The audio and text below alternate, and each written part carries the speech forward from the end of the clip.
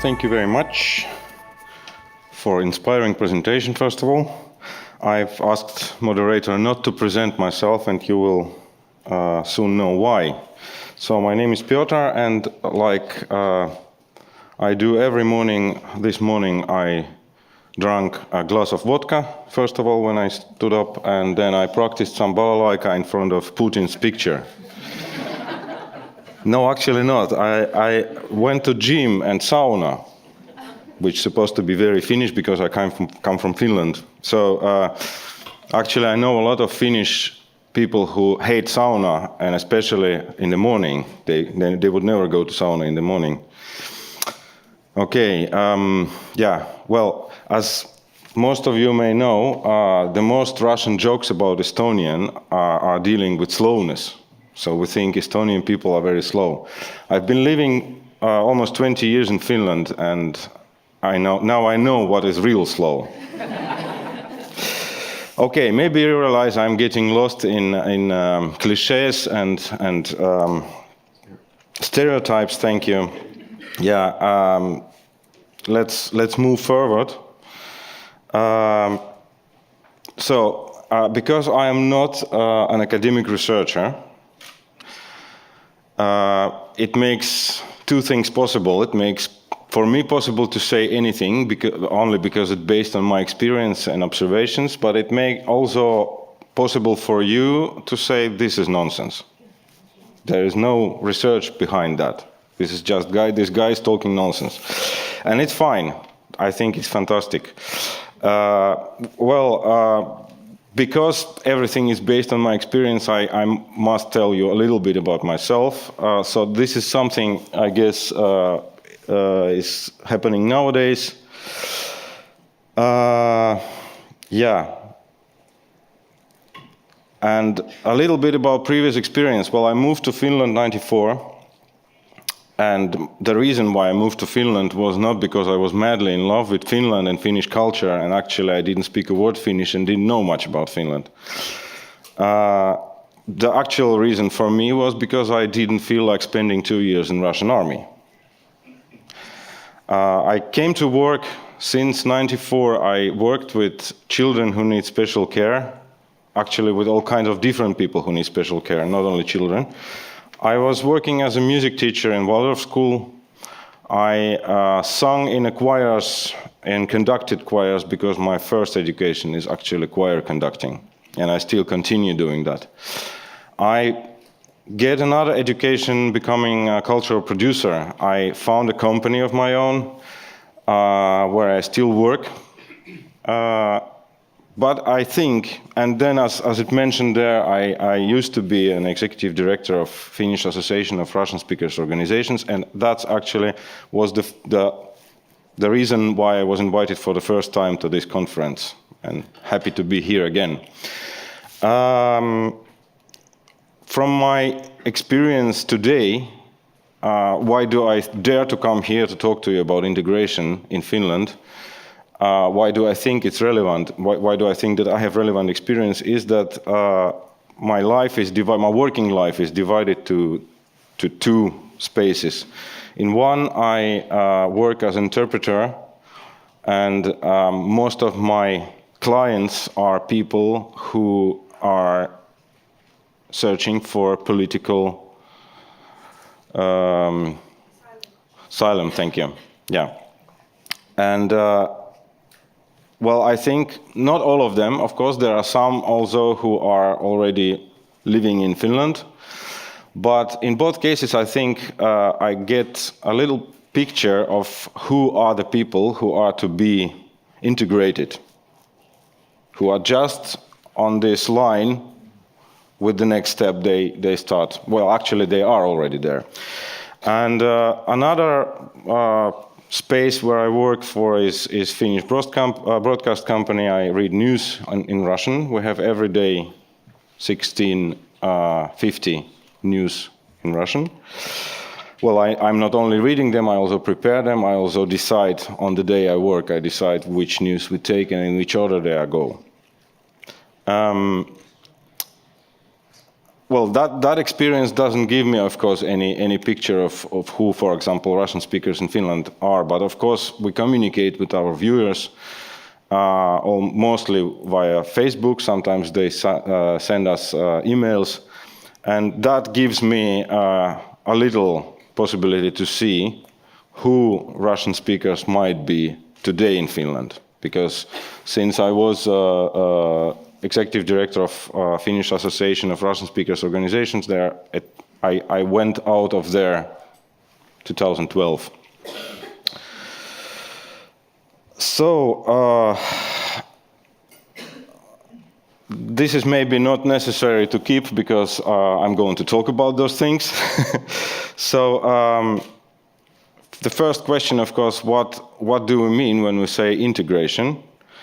And for myself, those are important things for myself. That first is that nobody can be integrated by someone else or by something else. And by that I mean society, state, authority, whoever. So people are integrating themselves, and by that actually for me it would be very important to realize that people are not combined in target groups. They're individuals and they have very different background. And I think that this idea of social equality, which has a lot of nice ideas inside, by outcome there is one little weakness which tends to make people similar. So being valued similarly is not the same as being similar. People are different. People have different background. People have different motivations and whatsoever. So, and then another thing is that society can provide help. And actually that is the only thing society or government or authority can do, provide help for the human being, for the individual who is trying to get integrated.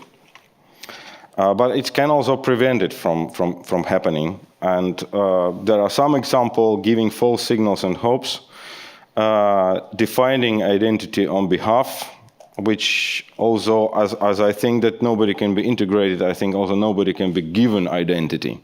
And that is yet happening all the time. So when we make a target group, we assume that everybody in this target group identify him or herself with this target group, which is not always, actually very, very seldom is the case.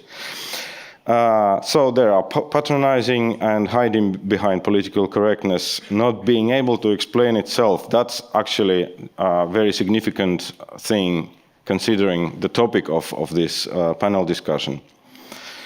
And then again, the process of integration is always mutual, and I mean by that actually that the part of society, first of all, is explaining itself. When we came to this conference, we got quite nice instructions what is going on. We had a program, we knew on what day is going to happen what, and even in which hotel we're going to live if we are guests, and so on and so on. So those are the guiding rules that we need to be orientated, and this is, I think, a significant thing. So the great national mythology of integration, I think every country, every society have those, at least those who deal or try to deal with integration. And one is this key to success.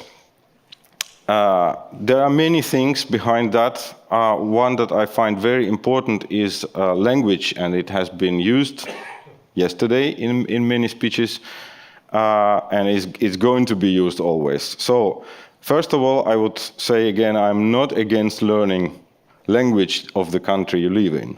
I think it's very important and it helps a lot. But I don't think that the learning language is the key to success, to succeed in integrating somewhere.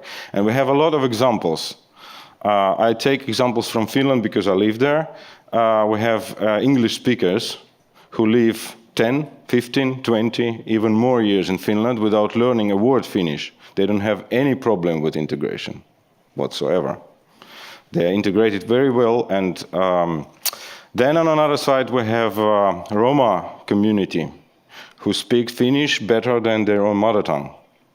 But to talk about social integration is another topic. We have a so-called second generation of immigrants. So those are people who were born in Finland, most of them. Some of them came as little children.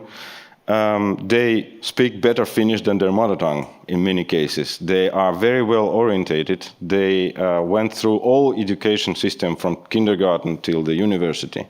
And yet they don't feel like being Finnish because the society has decided to give them this corner of second generation immigrant.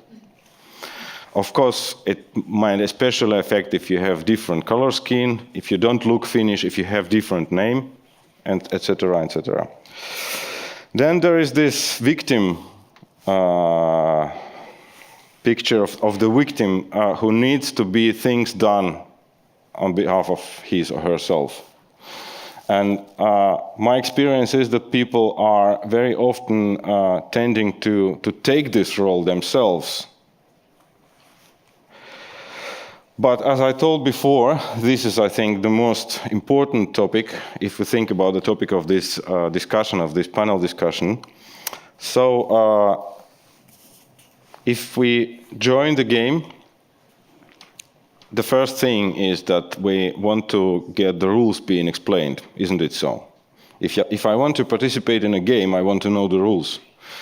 And if I don't know the rules, I might do something wrong. And by that I asked myself, so if I want to present my home to some guests, I do the best to show it from the best side, isn't it so? And then we see the situation when we ask a politician, when we ask authority, so tell us about Finland. You will get something like a touristic brochure which says Finland is the best country in the world. You have to believe in yourself and you can achieve anything. And then on another side, we see Finnish people who most of the time are not happy, complaining. The weather is terrible. It's dark, it's cold, it's wet. So what is the truth? How to find out? And actually my solution is that to put it in a question at least, are the authorities and politicians the best people to explain their country? Actually, I would go further and ask, is it so that those people who live there, who was born there, who feel themselves Finnish, are they the best to tell about? Because that might happen very easily, that we get in one or another corner being too idealistically positive or saying, Finland is really, it's hell. Let's go out of here and go south.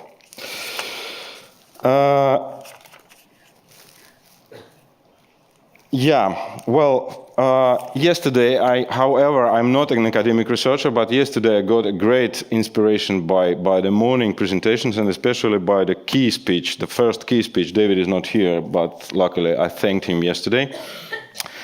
And for those who wasn't there and or not remembering it, so I would say he threw some dimensions of integration.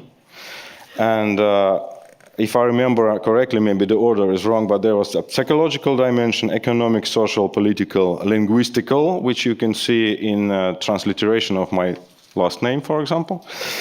And then navigational. And then I asked him a question. If you would put them into certain order, what would come first?